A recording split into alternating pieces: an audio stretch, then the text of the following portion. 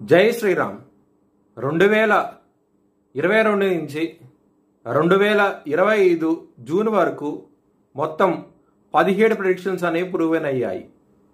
ఆ 17 ప్రెడిక్షన్స్ అనేవి కింద డిస్క్రిప్షన్లో లింక్స్ ఇవ్వడం జరుగుతోంది. 2028 ఆఖరి లోపల పిఓకే అనేది ఇండియాలో భాగం అవబోతోంది.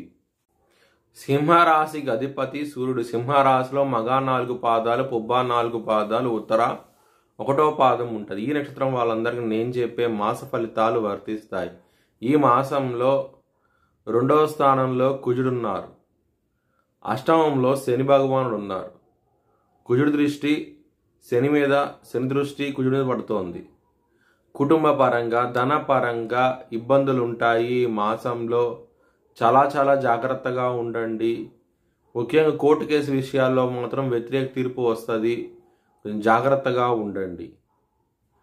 సూర్యుడు 17వ తారీఖు నుంచి ఆయన లగ్నంలోకి రాబోతున్నారు, సింహరాశిలోకి రాబోతున్నారు. దాని మూలంగా మంచి ఫలితాలు అంటూ ఉంటాయి.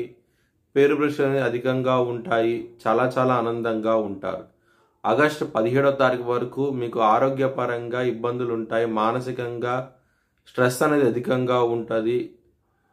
మీకు కొంచెం జాగ్రత్తగా ఉండండి. విష్ణు సహస్రం పారాయణం చేయండి. హెల్త్ పరంగా ఇబ్బందులు ఉంటాయి. కెరియర్ పరంగా మాత్రం ఈ మాసం అనేది కొంచెం ఇబ్బందులు ఉంటాయి.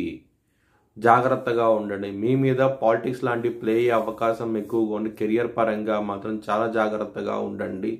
రెస్పాన్సిబిలిటీస్ అనేవి ఎక్కువ అవుతాయి. ఈ మాసం నుంచి కొంచెం జాగ్రత్త అంటూ ఎక్కువ తీసుకుని హనుమాన్ చాలీసా పారాయణం చేయండి. మంచి ఫలితాలు అంటూ ఉంటాయి. శని భగవానుడు మీకు కుటుంబ స్థానాన్ని చూస్తున్నారు. అక్కడ కుజుడు ఉన్నాడు కుటుంబ స్థానంలో. ఇద్దరు బద్ధ శత్రువులు. కుటుంబ పరంగా ఇబ్బందులు ఉంటాయి.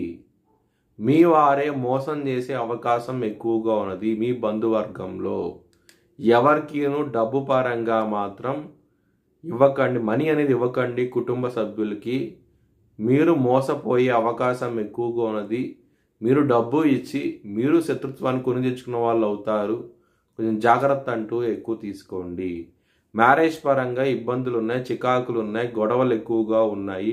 ఎవరైతే వివాహం కోసం ప్రయత్నిస్తున్న వాళ్ళకి అంత అనుకూలంగా లేదు. ఈ మాసం అనేది దగ్గర దాకా సంబంధాలు రావటం, వెనక్కి వెళ్ళిపోవడం జరుగుతుంది. కొంచెం జాగ్రత్తగా ఉండండి.